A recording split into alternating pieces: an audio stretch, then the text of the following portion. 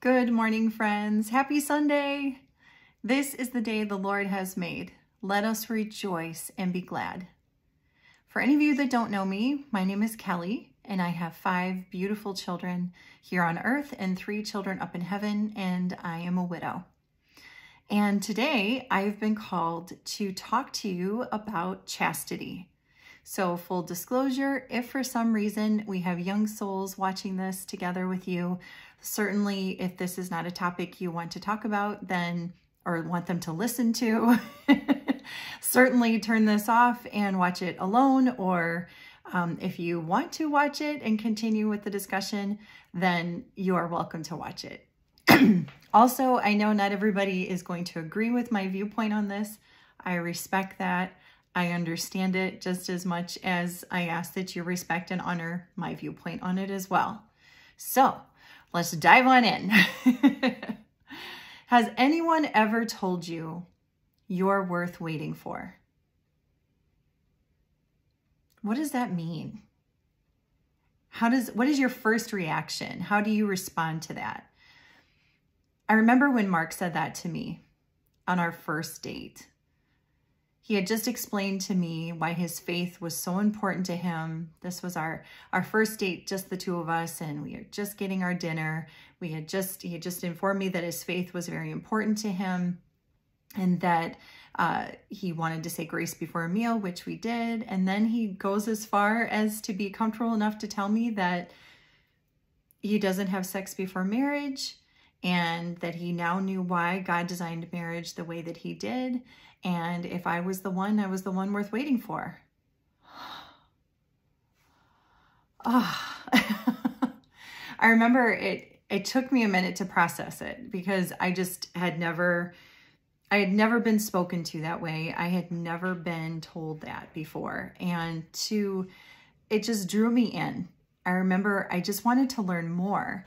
And unfortunately, in some relationships, I had just had the experience of that was just a requirement of the relationship. You know, if you really care about me, then you'll give me this. You know, if you really like me, then you'll do this. And there's no doubt that I enjoyed it, but there were just times where, you know, when the relationship ended, that I was really hurt and I really struggled with not having that beautiful act any longer with that person. And I had just, you know, become so attracted and so attached to that person that having that breakup happen was painful for me. And it would cause depression. It would have the effects of despair and self-doubt and feeling inadequate and not feeling like enough. And, you know, so when that first date, Mark told me that you're worth waiting for. And I just, you know, it's just not something I'd ever experienced, but I was so drawn into him then. Unfortunately, you know, the physical side of me was kind of like, gosh, just having you respect me that much in the first date makes me want to be intimate with you, but not appropriate. But the reality was, it was a very big self-awareness for me too, that you can have a relationship with someone that's beautiful and intimate without having that act and any other acts that you shouldn't perform before the beautiful marriage act, the consummation in the marriage. So, and it took a good amount of time. Now, granted, Mark and I were engaged after 3 weeks. We were married after 9 months, you know, so, and some people really did genuinely think, are you guys just getting married so fast because you're, you know, want to have sex? And it was like, no. It wasn't that we didn't like sex. It was that, no, we wanted to make sure that our love for each other was genuine and real and honest before we engaged in that act. So much so that we were willing to lay down our lives and vow to each other that we would love each other in sickness and in health, for richer or poor, till death do us part. And little did I realize that in his no and in that waiting, I would be healed in so many ways from previous choices that I had made in relationships. You know, many times, you know, and this is just my experience, so maybe some of you didn't have this experience, but I know that I did. You know, I equated sex is love, you know? So if I really cared about that person, if I really, you know, really truly loved that person, then I would give them that most intimate part of myself. And in reality, I didn't even truly know what love was. I thought I did from what I saw on TV or in magazines. You know, I thought I knew what love was, but in reality, I had no clue. So with Mark, it was beautiful because I got to understand and learn who Mark really was and who I really was. And then I was able to look at those, our personalities, our likes, our dislikes, our hopes, our dreams for the future. And we were able to honestly make that commitment to each other freely, faithfully, and fruitfully. You know, that sacred act. And I didn't realize how beautiful it was. It's so beautiful that it's holy. You know, Jackie Francois Angel from Ascension Presents, she talks about this at great length with Chastity, and that it's so good that it's holy. And in so many cases, I know that I would have not put holy with the act, the act of consummation, but now that I've experienced both, now I really do understand that it is holy and it is beautiful, and it really is trusting that other person with that most vulnerable side of yourself. And it's important to wait. You know, it really changed our marriage. It changed it into a different marriage of trust. It made it very genuine and honest, and it was beautiful. You know, so I had the opportunity recently where a gentleman asked me out on a date, and it caught me off guard. You know, I was, I mean, flattered. I was grateful, you know, to think that someone would even consider me to date, but it reminded me that I may not be fully prepared for this, with it only being 6 months since my husband passed. But it also awakened a part of me that does desire companionship, a part of me that does desire friendship, the affection of another. There's no doubt that I am very much human in this season as well.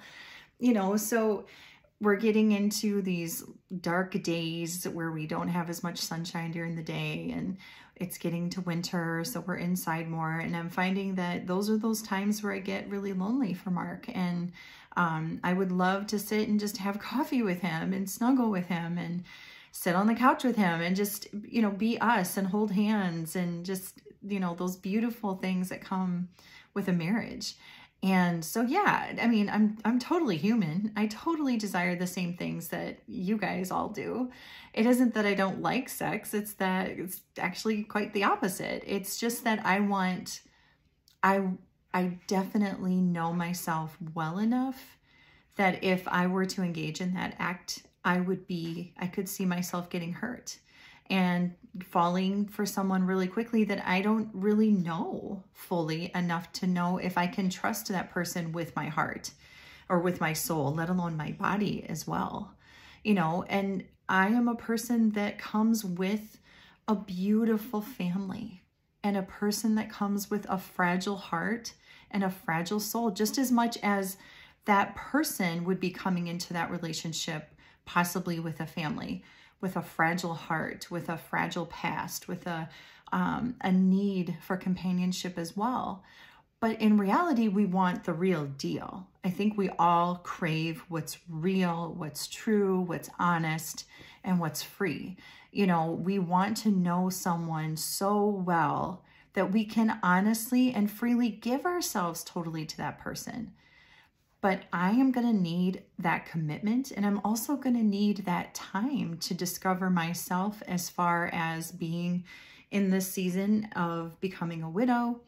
I'm also going to need to recognize that there will be moments of temptation, and how am I going to handle that? If I do decide to start dating, how am I going to make sure that I share with that person that I will not engage in the act of sex until marriage? You know, if someone's willing to lay down their life for me and I for them, and honor each other genuinely, honestly, and freely, then that is when and after we make vows before God and man to each other, that I will be faithfully and fruitfully and freely able to give myself entirely to that other person. You know, I look to the Bible for a lot of guidance, and I'm grateful for it, because life doesn't really come with an instruction manual, but the Bible really does give us truths that we can lean on and get those questions answered that we're wondering, like, how do we do this? You know, and I think when I say no to someone for the sacred act, you know, if I say no, it isn't that I don't value the person, it's that I do value the person. I do see that God made that person in his image and likeness as well. And I want to respect that person enough to say no, because I know how we can get attached and how feelings can get hurt. And those feelings are meant to be protected for that person and also for myself. You know, so when I look in Proverbs, there is such a beautiful reminder, the praise of a good wife. And I'm going to share it with you. It's long-winded, but it's good. It's in chapter 31. What son of my womb, what son of my vows, give not your strength to women, your ways to those who destroy kings. It is not for kings, O Lemuel.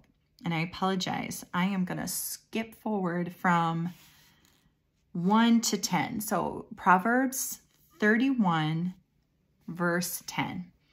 Who can find a good wife? She is far more precious than jewels. The heart of her husband trusts in her, and he will have no lack of gain.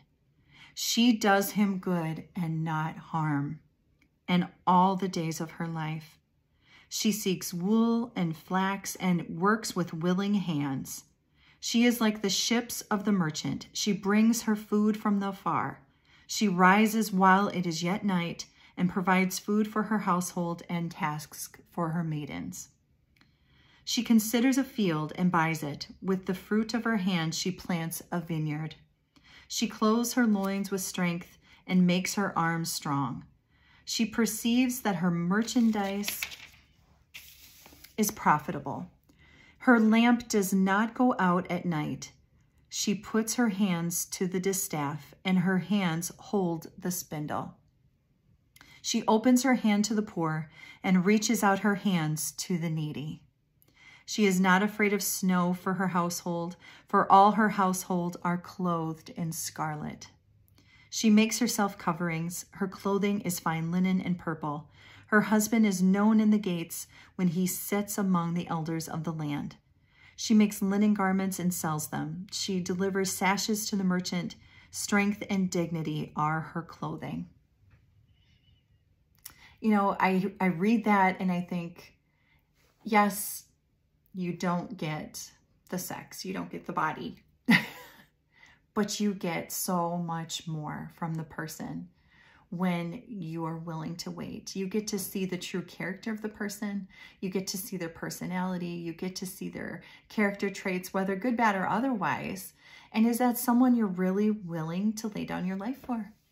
You know, I think that's beautiful. And then again, not equating love for sex, we get the other opportunity of learning what love is in 1 Corinthians chapter 13. And this is just so beautiful. You've probably heard it at many weddings, but I'm going to read it again. So we're in chapter 13, 1 Corinthians, verse 4. Love is patient and kind. Love is not jealous or boastful. It is not arrogant or rude. Love does not insist on its own way. It is not irritable or resentful. It does not rejoice at wrong, but rejoices in the right. Love bears all things, believes all things, hopes all things, and endures all things. True love is worth all of that, because then you don't have to compromise any part of yourself. You can be true to yourself. You can be true to that other person. And the fruit of that is so much greater than the temporary joy you get out of promiscuous sex or masturbation. There are so many great opportunities to love someone fully and genuinely. And it is worth it to find a love like this. I know that Mark and I had this. And that is what brought us through one of the biggest trials of our lives. I could have never predicted. I'm glad we don't know the future. I'm glad we don't know, because I don't know if I could have carried the weight of that knowing on my shoulders, because it's too much to bear. God knows it's too heavy.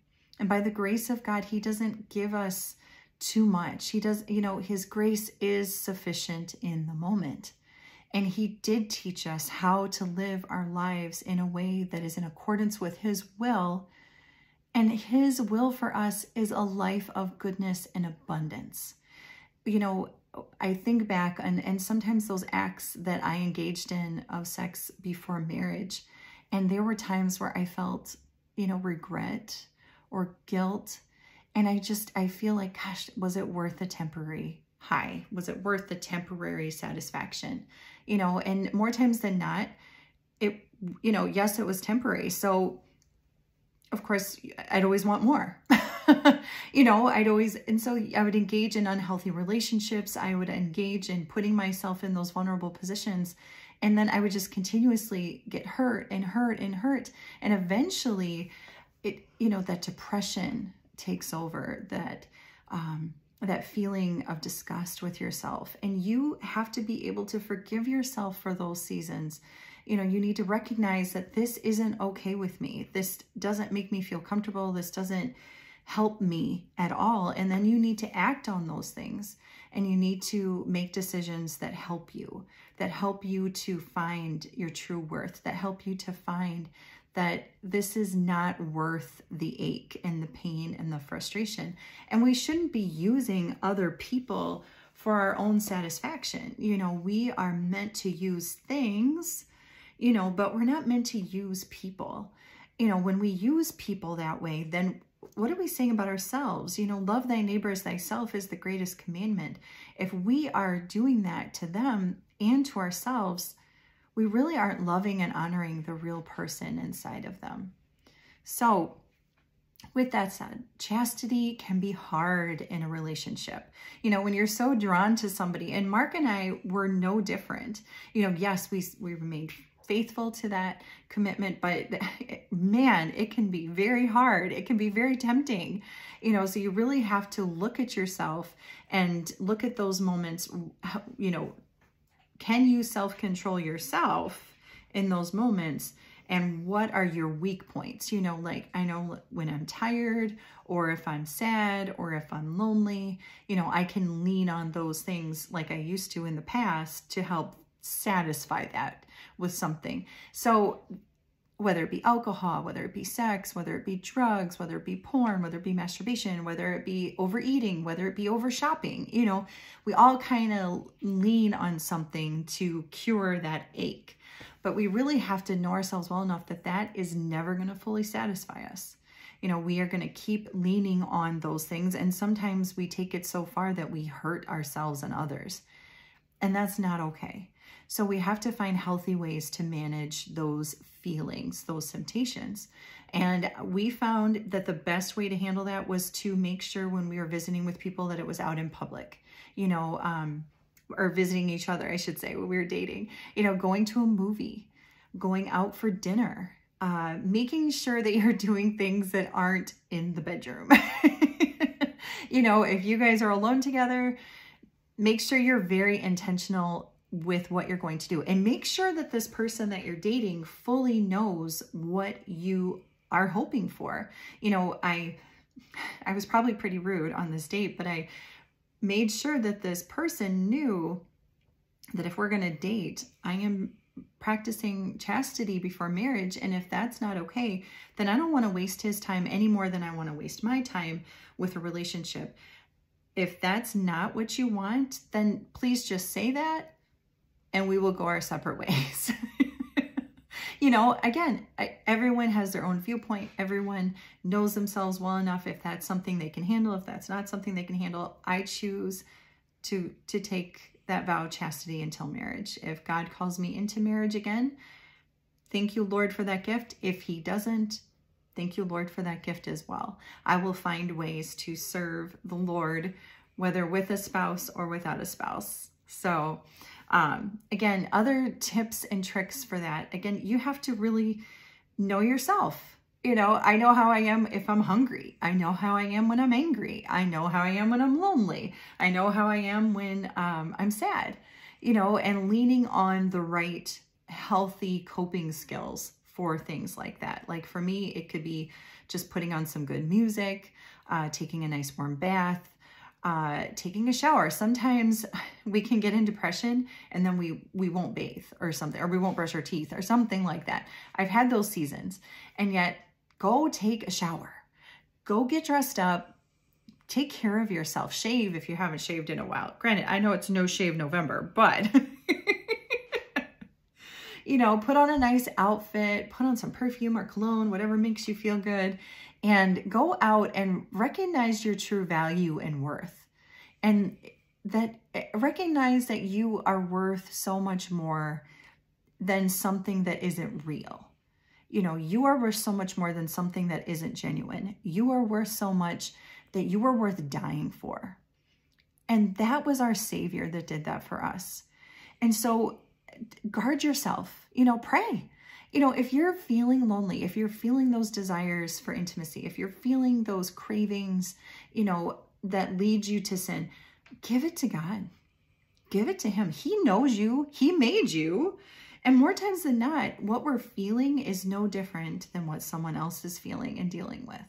You know, as a woman, we have times of fertility and times when we're not. Men tend to be fertile all the time, you know, so they are, and no offense, guys, but you guys seem to be ready all the time. And women, I know, like, we had that in our marriage too, you know, where Mark's like, hey, we got 5 minutes, here we go, you know, and I'm like, that there's dishes to do and the kids and the homework and the house and the bills and all this stuff. Like, I could make up every excuse, you know, as long as all those things were taken care of, then yes, I had time for that, you know. But I also knew, you know, that when I charted my cycle and everything, that I knew that there were times when I was fertile, and when I'm fertile, I would be more willing to engage in the act of consummation with him.